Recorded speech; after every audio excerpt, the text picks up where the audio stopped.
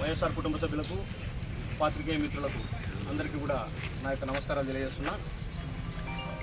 నిన్నటి దినం గుత్తిలో గౌరవ ఎమ్మెల్యే గారు వారి పార్టీ ఆఫీస్లో కార్యకర్తలతో మీటింగ్ పెట్టుకొని కొన్ని వ్యాఖ్యలు చేయడం జరిగింది.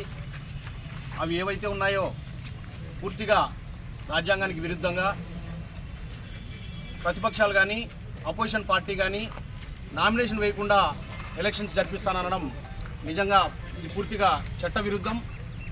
దీన్ని వైఎస్ఆర్ కాంగ్రెస్ పార్టీ తరఫున మేము పూర్తిగా ఖండిస్తున్నాం. నువ్వు ఏదైతే ఒక బాధ్యతాయుతమైనటువంటి రాజ్యాంగబద్ధమైనటువంటి పదవిలో ఉంటూ ఆపోజిట్ వాళ్ళని నామినేషన్ వేయనీను, వేస్తే తలకాయలు తీస్తా, లేదంటే రైలు గేట్ల మీద పండబెడతా, లేదంటే వారి తోకలు కత్తిరిస్తా, లేదంటే వారి మీద కేసులు బనాయిస్తా అంటూ ఇటువంటి రెచ్చగొట్టే వ్యాఖ్యలు చేసి అనవసరమైనటువంటి ఇబ్బందికర పరిస్థితులు తలెత్తే విధంగా, శాంతి భద్రతలకు భంగం కలిగే విధంగా నీ వ్యాఖ్యలు ఉన్నాయి. వాటిని ఉపసంహరించుకో, లేదంటే పోలీస్ వ్యవస్థ కానీ లేదంటే రాజ్యాంగ వ్యవస్థలు ఏవైనా ఉన్నా కూడా అవన్నీ కూడా ఇతని మీద చర్యలు తీసుకోవాలని చెప్పేసి మేము డిమాండ్ చేస్తూ ఉన్నాం. నిజంగా గుంతకల్ నియోజకవర్గం ఎప్పటి నుంచో స్వాతంత్రం వచ్చినాటి నుంచి నేటి వరకు ఎందరో ఎమ్మెల్యేలు ఇక్కడ పరిపాలన చేశారు.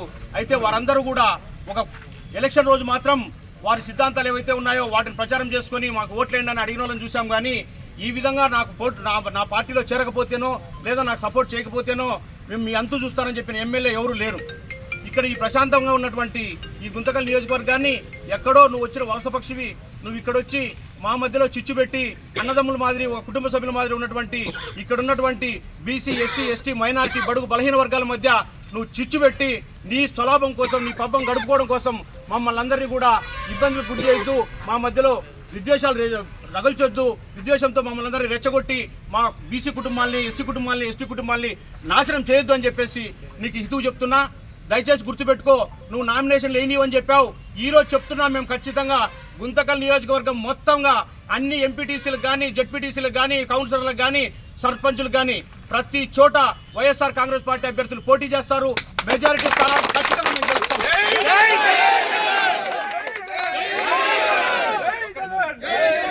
ఎందుకు నీకంత భయం?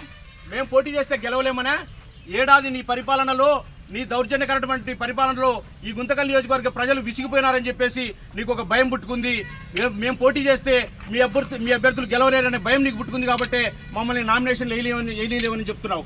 ఒకటి గుర్తుపెట్టుకో, లాస్ట్కి ఏమంటున్నావు? మా పార్టీకి సంబంధించిన వాళ్ళందరినీ కూడా నీ పార్టీలో చేరితే ఓకే, లేదంటే లేదంటున్నావు. అంటే నీ పార్టీలో పోటీ చేయడానికి, నీ నాయకత్వంలో పోటీ చేయడానికి కనీసం నీ పార్టీలో అభ్యర్థులు నీ కరువైనారనేది దీన్ని బట్టి మాకు అర్థమవుతుంది. అందుకే మా పార్టీ వాళ్ళని ఆహ్వానించి మా పార్టీ వాళ్ళని తీసుకొని పోటీ చేయాలనే ఆలోచనలో ఉన్నావు. ఎందుకో నీ నాయకత్వం మీద, నీ కార్యకర్తలకే, నీ పార్టీ వాళ్ళకి ఇంత వ్యతిరేకత వచ్చిందనేది ఒకసారి తెలుసుకొని సుపరిపాలన అందించే ప్రయత్నం చేయి. గుంతకల్ నియోజకవర్గాన్ని అభివృద్ధి చేసే ప్రయత్నం చేయి. గుంతకల్ నియోజకవర్గానికి సంక్షేమ పథకాలు తీసుకొచ్చే ప్రయత్నం చేయి. దాన్ని మేమంతా హర్షిస్తాం, స్వాగతిస్తాం. అంతేగాని నువ్వేదో చేస్తాం, నువ్వేదో పొడుస్తామంటే మాత్రం ఎవ్వరూ భయపడడానికి ఇక్కడ ఎవ్వరు లేరు. మేము కూడా అన్నిటికీ సిద్ధం. ఒకటే గుర్తుపెట్టుకోవాలా, ఏది ఏమైనప్పటికీ చర్యకి ప్రతి చర్య అనేది ఖచ్చితంగా ఉండే తీరుతుంది. ఎప్పటికీ కూడా ఇది గుర్తుంచుకోవాలా. మరొకసారి కూడా నేను ఈ గుంతకల్ నియోజకవర్గ తెలుగుదేశం వాళ్ళందరికీ కూడా ఒక చిన్న విజ్ఞప్తి చేస్తున్నా. దయచేసి ఇంతవరకు ఇన్ని సంవత్సరాలు మనమందరం కూడా కలిసిమెలిసే ఉన్నాం. ఎవరి పార్టీకి వాళ్ళు ఓటేసుకున్నాం, ఎవరి నాయకునికి వాళ్ళు జై కొట్టుకున్నాం. అంతేగాని ఎప్పుడు మనం గొడవ పడింది లేదు, మనం కొట్టుకున్నది లేదు.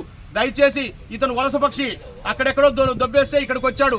మళ్ళీ ఈ 5 సంవత్సరాలు ఇక్కడ పబ్బం గడుపుకొని ఇక్కడ సీట్ రాకపోతే ఇంకో చోటుకి వెళ్ళిపోతాడు. అప్పుడు ఇబ్బంది పడేది ఇతని ద్వారా. ఇతని మాటలు నమ్మి మీరు ఇబ్బంది పడతారు. దయచేసి మీ కుటుంబాలు నాశనం చేసుకోవద్దని చెప్పేసి ఈ తెలుగుదేశం పార్టీ వాళ్ళకు కూడా నేను హితవు పలుకుతూ, మరొకసారి కూడా ఇటువంటి వ్యాఖ్యలు చేసినందుకు ఎమ్మెల్యే పదవికి నిన్ను డిస్మిస్ చేయాలని స్పీకర్ కూడా నేను డిమాండ్ చేస్తూ, నువ్వు ఖచ్చితంగా నీ పద్ధతి మార్చుకో, లేకపోతే ఏ దానికైనా మేము సిద్ధంగా ఉంటాం. నీ చర్య ప్రతి దానికి మాది ప్రతిచర్య ఉంటుంది. కాదు కూడదంటే గంగమ్మ జాతరే.